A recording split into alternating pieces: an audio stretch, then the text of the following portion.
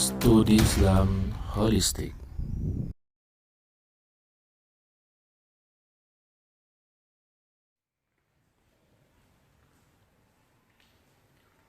Assalamualaikum warahmatullahi wabarakatuh. Alhamdulillah wassalatu wassalamu ala Rasulillah sallallahu alaihi wasallam. Alhamdulillah, di kesempatan yang lalu kita sudah mempelajari bahasa Arab secara menyeluruh, bahwa ilmu bahasa Arab itu terdiri pada 13 macam ilmu, setidaknya 13 macam ilmu yang dikatakan oleh para pakar kita. Ada diantaranya ilmu lughah, ilmu sharaf, ilmu nahwu, ilmu balaghah beserta cabang-cabangnya, ilmu syair beserta cabang-cabangnya, dan begitu juga dengan ilmu-ilmu yang lainnya. Kali ini kita akan membahas bahasa Arab yang paling standar untuk tingkatan awal mempelajari bahasa Arab. Maka kita mesti mempelajari minimal 3 macam ilmu. Yang pertama adalah ilmu lughah, adalah linguistik atau terkait dengan makna kata. Yang kedua adalah ilmu sharaf atau morfologi yang terkait dengan perubahan kata. Yang ketiga adalah ilmu nahwu terkait dengan sintaksis mengenai struktur kalimat. 3 macam ilmu inilah yang menjadi ilmu dasar belajar bahasa Arab yang standar. Oleh karena itu, setiap ilmu kita butuh namanya referensi atau kitab acuan, buku acuan yang dijadikan pedoman dalam pembelajaran. Berbagai macam buku atau kitab referensi yang telah dihasilkan oleh para ulama kita. Namun, kita di tahap yang lebih awal mempelajari bahasa Arab, maka kita mengambil kitab yang paling utama yang dijadikan referensi dalam bahasa Arab, atau kita kenal dengan kitab inti atau buku referensi utama. Dalam ilmu lughah atau linguistik, kita menggunakan kamus. Kita menggunakan kamus bahasa Arab Indonesia. Bahasa Arab Indonesia, kamus yang kita gunakan adalah Kamus Mahmud Yunus. Bahasa Arab ke bahasa Indonesia yang menjadikan referensi utama kita dalam belajar bahasa Arab. Kenapa kamus ini menjadi pilihan kita? Karena kamusnya tidak memberatkan kita, lebih simpel, lebih ringan, namun mencakup semua inti pembelajaran terkait dengan lughah di dalam Kamus Mahmud Yunus. Oleh karena itu, kamus ini yang menjadikan referensi utama, tanpa menafikan ada kamus-kamus yang lainnya yang juga bisa kita jadikan pegangan. Misalnya kamus Munawir, atau kamus Al-Asri kontemporer, atau juga kamus yang lebih besar. Yang paling besar adalah Lisanul Arab, ya silahkan kalau itu menjadikan referensi untuk tingkat lanjutan. Namun di tingkat awal kita membutuhkan namanya Kamus Mahmud Yunus. Yang kedua adalah ilmu sharaf atau morfologi.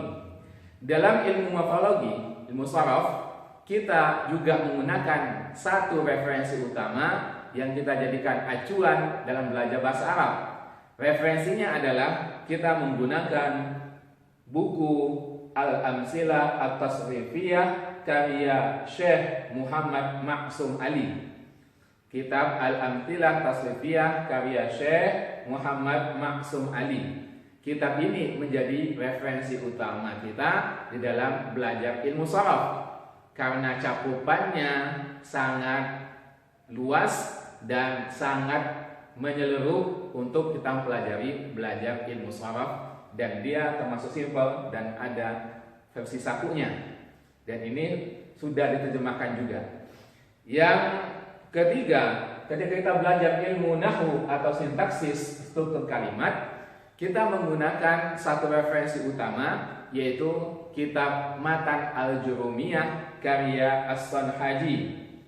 Kitab Matan Al-Jurumiyah karya As-Sanhaji, yaitu terkait dengan namanya adalah Al-Imam Abu Abdillah Muhammad bin Daud As-Sanhaji. Jadi kitab Matan Al-Jurumiyah dijadikan referensi utama dalam belajar bahasa Arab dalam tingkat yang standar, yang paling dasar. Dan kitab ini pun sudah diterjemahkan oleh berbagai macam penerbit. Nah, 3 macam kitab inilah yang kita jadikan referensi utama di dalam belajar bahasa Arab di tingkat awal. Selanjutnya, mari kita sama-sama membahas terkait dengan materi. Materi apa saja yang dibahas dari setiap ilmu, baik itu ilmu lughah, ilmu sharaf, dan ilmu nahwu. Yang pertama adalah linguistik atau lughah. Kalau kita belajar ilmu lughah, minimal kita mendapatkan 2 pembahasan yang utama. 2 pembahasan utama ini yang menjadi ciri khas daripada ilmu lughah. Yang pertama adalah membahas terkait dengan mufradat atau kosakata. Oleh karena itu, belajar ilmu lughah kita mesti memperbanyak namanya kosakata. Misalnya papan tulis, saburah. Misalnya lampu, misbah, atau kunci, miftah. Semakin banyak kita mengenal mufradat atau kosakata dalam bahasa Arab, maka kita semakin mendekatkan pemahaman kita ke dalam pembelajaran bahasa Arab. Yang pertama adalah mufradat. Yang kedua adalah makna kata. Makna kata dari setiap mufradat. Seperti yang tadi kita contohkan, misalnya papan tulis saburah. Makna dari saburah adalah papan tulis. Makna daripada misbah adalah lampu, dan berbagai macam makna-makna yang lainnya yang bisa kita lihat dalam kamus Mahmud Yunus atau kamus-kamus yang serupa. Semakin banyak kita mempelajari dan menguasai mufradat, semakin tinggi kualitas bahasa Arab kita. Oleh karena itu, kita mulai dari badan kita lihat apa mufradat yang ada di badan kita. Dari misalnya kepala, raksun, misalnya tangan, yadun, misalnya tubuh kita, jismun, atau kaki kita, rijlun. Mulai daripada yang paling simpel, yang paling dekat dengan diri kita. Atau kita mulai melebarkan, misalnya yang ada di ruangan. Misalnya ada pulpen, qalamun, ada buku, kitabun, dan lain sebagainya. Dan kita bisa meluaskan lagi pada tempat-tempat yang lainnya. Setiap kata ada mufradatnya dan kita mengetahui juga dengan maknanya. Terkait dengan makna kata adalah bagaimana kita mengetahui arti setiap kosakata. Makanya paling simpel makna kata adalah kita mengetahui arti setiap kosakata. Seperti yang tadi kita contohkan. Tapi di tingkat yang lanjutan, makna katanya semakin rumit dan semakin mendalam. Apa yang mesti kita pahami untuk tahapan lanjutan? Ketika kita mengenai makna kata, kita mesti mengetahui dengan perbedaan dan persamaan makna dari setiap kosakata. Kita lebih mendalami setiap kata apa persamaan dan perbedaannya. Misalnya kita ambil contoh.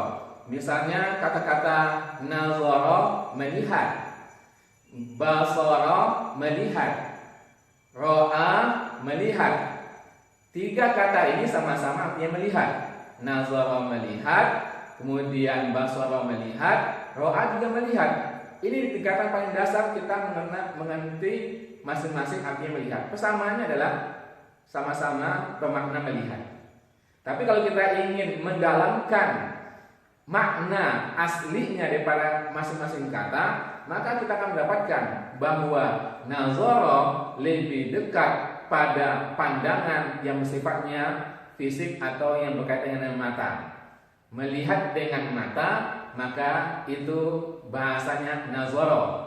Melihat dengan mata itu bahasanya nazara. Beda dengan ro'a. Ro'a juga melihat. Ro'a artinya melihat, tapi lebih dekat pemahamannya ro'a kepada melihat dengan pikiran. Makanya ada kata-kata ra'yun. Ra'yun adalah pendapat, karena melihat sesuatu dengan pikiran. Melihat sesuatu dengan pikiran kita.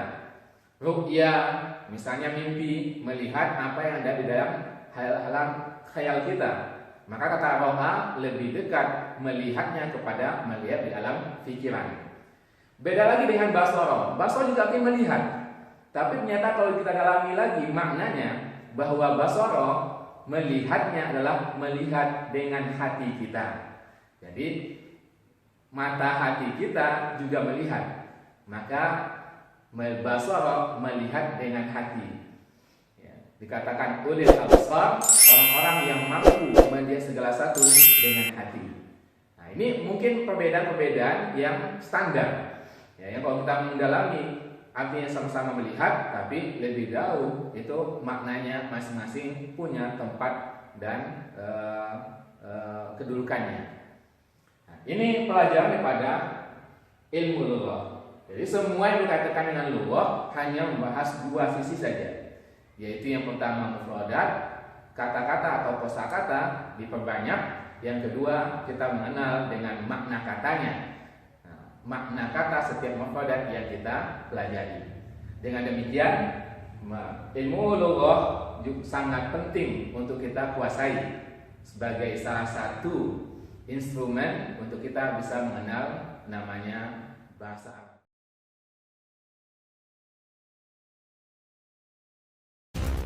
Studi Islam Holistik.